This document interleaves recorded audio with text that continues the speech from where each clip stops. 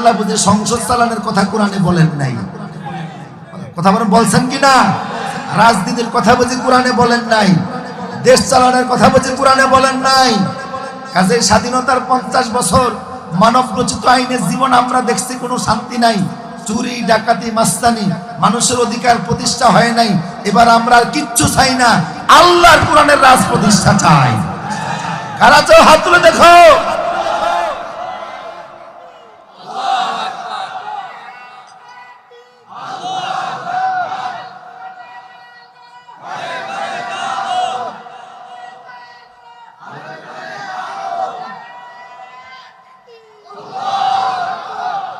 মানুষকে আল্লাহ বলছেন, পরিষ্কার ভাষায় বলছেন, আমি আল্লাহ মানুষকে মিন তিনিন লাযিব, আঠালো মাটি। কোথায় বলছেন? সলসলিন কাল ফাখার, ঠনঠনে মাটি। কোথায় বলছেন?